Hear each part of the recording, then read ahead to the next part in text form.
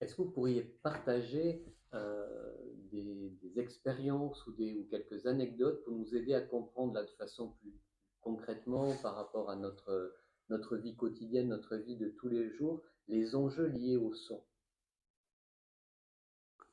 Les enjeux, bah, c'est la personne qui traverse une rue, qui est équipée effectivement avec un baladeur et qui se fait renverser par une voiture, lorsqu'il n'a pas senti, il n'a pas su, il n'a pas compris que nous entendons à 360 degrés, là où l'œil, en fait, il est sur 60 degrés d'angle.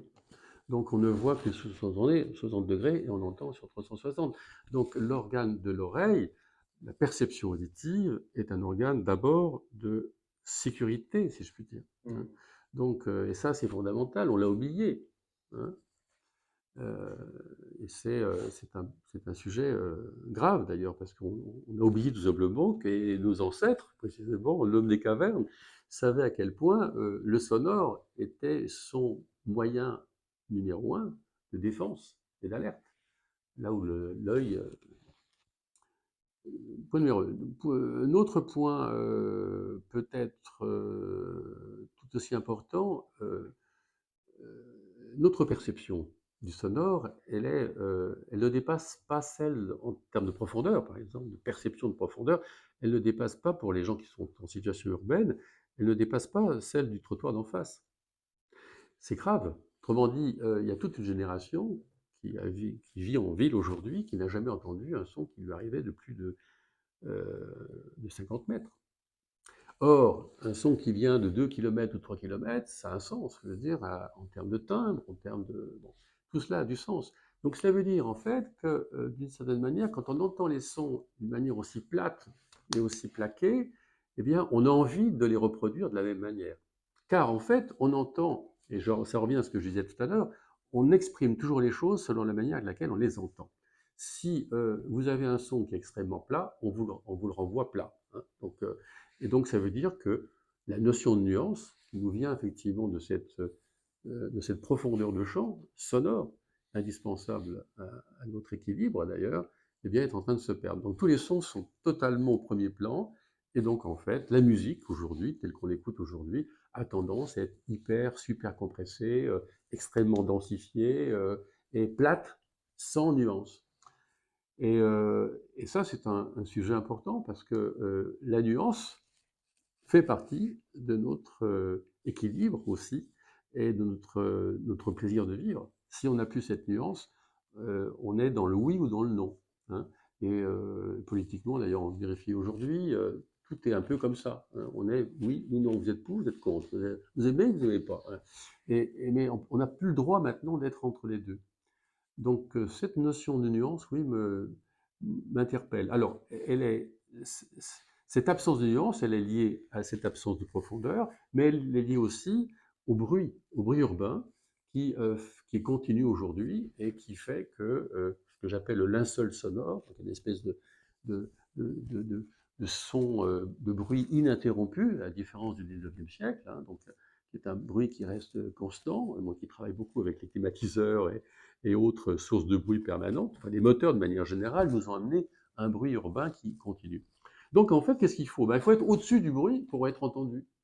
Donc c'est pour cela aussi que finalement toutes les musiques et tous les sons que l'on entend, que ce soit en radio, en télévision, en téléchargement partout, je veux dire, et les sons sont extrêmement densifiés en fait pour être entendus toujours au-dessus du niveau du bruit de fond. Là encore, on est en train de perdre la nuance hein, qui va bien dans tous les sons, qui nous permettra d'écouter par exemple un bruit de pas. Un bruit de pas, c'est 24 signifiants. Hein. Dans un bruit de pas, vous avez 24 signifiants sur la personne, euh, sur son âge, son sexe, d'où il vient, où il va, la nature des chaussures, sa taille. Enfin, il y a plein de choses qui vont bien les aveugles vous diront effectivement à quel point les bruits de pas les renseignent terriblement sur, effectivement, sur la nature de la personne. Donc vous voyez, voilà, deux choses qui m'intéressent, effectivement, et cette notion de tout ou rien qu'on a dans le sonore, oui, me préoccupe beaucoup, oui, également. Ouais, c'est partie des choses. Mais j'aurais peut-être d'autres éléments à vous annoncer sur tout ce qui touche au sonore. Oui. Et si vous aviez à définir ce qu'est un son de qualité, qu'est-ce que vous nous diriez et pourquoi est-ce qu'il est important d'écouter un son de qualité? Euh, Un son de qualité, qu'est-ce que c'est que, justement, qu'est-ce que c'est qu'un son de qualité? C'est une vraie question. Est-ce qu'on n'a pas d'ailleurs perdu la notion de référence? Qu'est-ce que c'est qu'un son de qualité? C'est une bonne question. Pour y répondre, encore faudrait-il avoir en fait la référence du son en question. Donc on assiste aujourd'hui, alors ça me permet de vous amener sur un autre secteur qui est celui de la référence.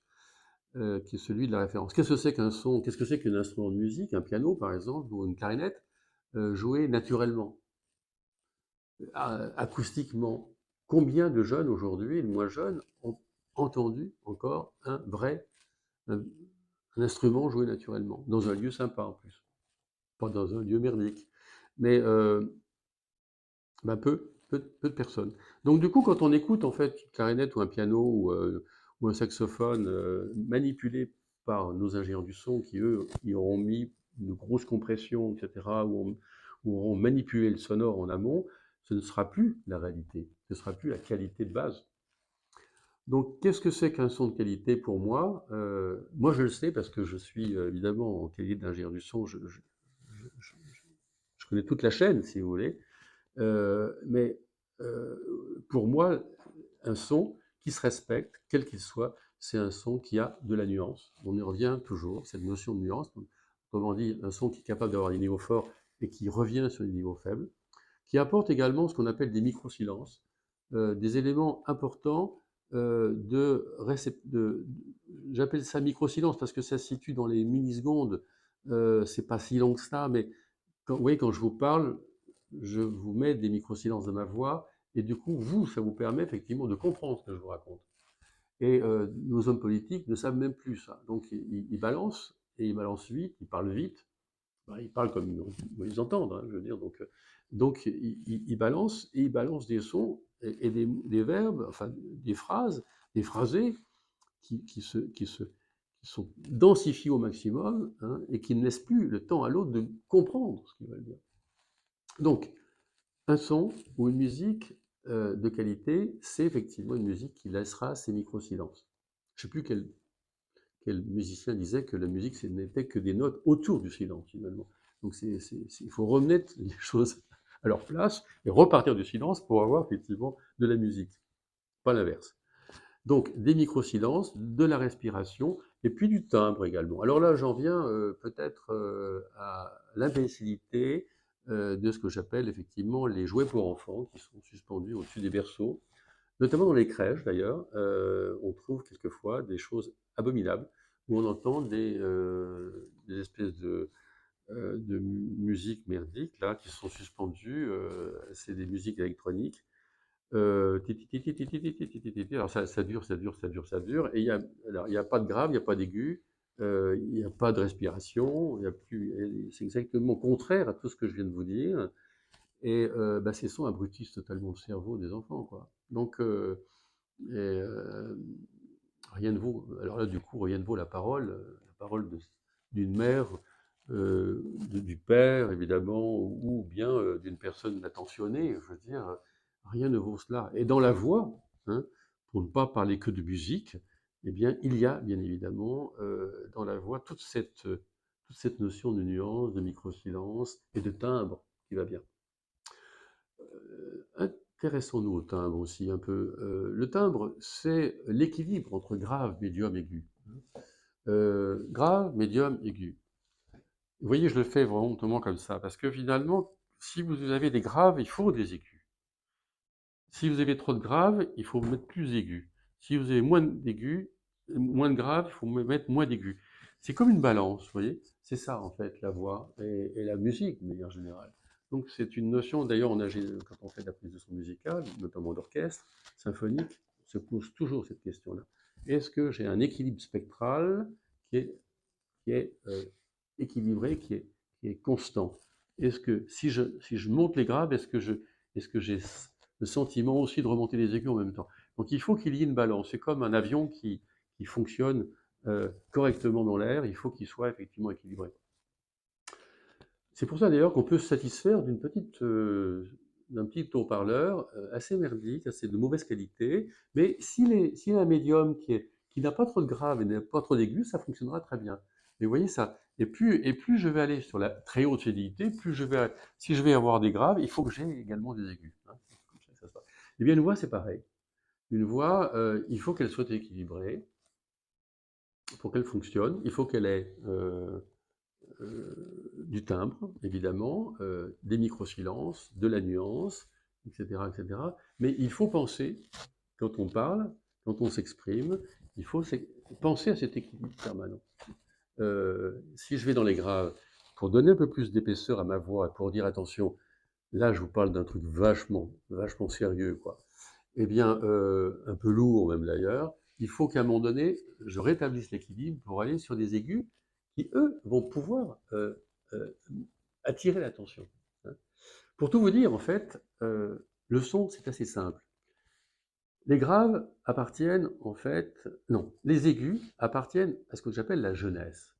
Car en fait, quand on est jeune, quand on a des sources de petite dimension, quand on naît, l'enfant qui naît crie, effectivement, c'est un cri plutôt dans les aigus, mais aussi ce qu'il émet, donc c'est des aigus, comme tout ce qui est petit est dans les aigus, hein.